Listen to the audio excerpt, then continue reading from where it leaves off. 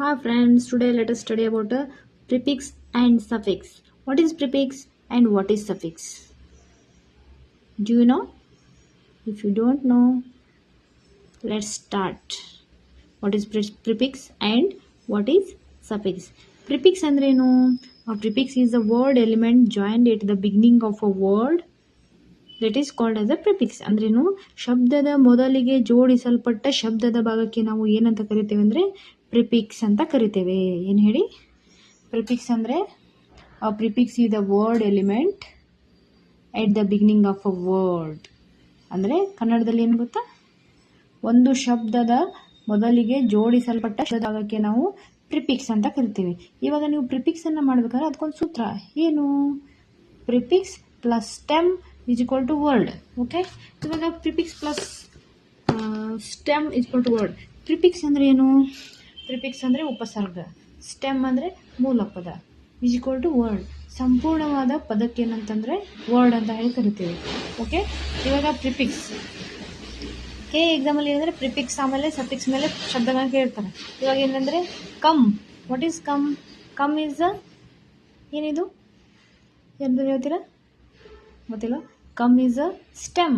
This is stem means ಮೂಲ ಪದ. ಇದಕ್ಕೆ ನಾವೇನನ್ನು ಯೂಸ್ ಮಾಡ್ತೀವಿ? ಪ್ರಿಫಿಕ್ಸನ್ನು ಯೂಸ್ ಮಾಡ್ತೀವಿ. ಎರಡೂ ಶಬ್ದಗಳ ಕೂಡಿಸಿದಾಗ ಏನಾಯಿತು? ಇನ್ಕಮ್. ಓಕೆ, ಪ್ರಿಫಿಕ್ಸನ್ನು ಕಮ್ಗೆ ಪ್ರಿಫಿಕ್ಸ್ ಹಚ್ಚಿ ಅಂದರೆ ಯಾವ್ದನ್ನ ಹಚ್ತೀರಾ? ಇನ್ ಹಚ್ತೀರಾ. ಏನಂದರೆ ಮೂಲ ಪದಕ್ಕೆ ನಾವು ಉಪಪದವನ್ನು ಸೇರಿಸಿದಾಗ ಯಾವ ಶಬ್ದ ಉಂಟಾಗ್ತೈತಿ? ಒಂದು ಸಂಪೂರ್ಣವಾದಂಥ ಪದ ಉಂಟಾಗ್ತೈತಲ್ಲ, ಅದಕ್ಕೆ ನಾವು ಪ್ರಿಫಿಕ್ಸ್ ಅಂತ ಹೇಳ್ತೀವಿ. ಪ್ರಿಫಿಕ್ಸ್ ಏನಂದ್ರೆ ಇಲ್ಲಿ ಮೊದಲಿಗೆ ನಾವು ಹಚ್ಚುವಂಥದ್ದು ಏನಂದರೆ prefix. Okay, examples: regular, irregular, ಅದೇ ರೀತಿ possible, impossible, judge, misjudge, board, a ಹಚ್ಚಿದರೆ ಅಬೋರ್ಡ್, ಗೋ, ಅಂಡರ್ ಹಚ್ಚಿದರೆ undergo, known, unknown. These all are examples for a prefix. Okay, let us study about a suffix. What is suffix? A suffix is a word element joined at the end of a word.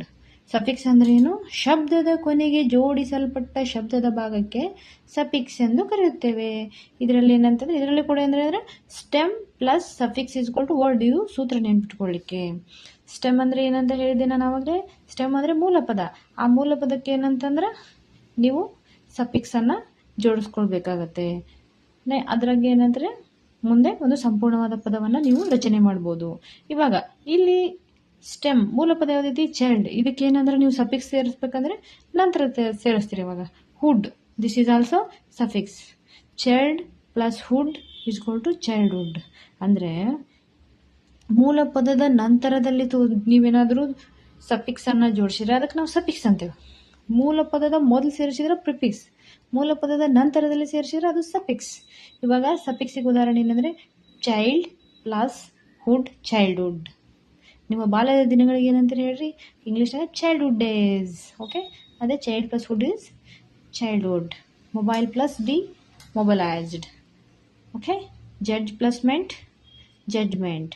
Gold plus N, golden. Okay, this is notes I am going to uploading in this video. If you need, you can take this. Okay, thank you.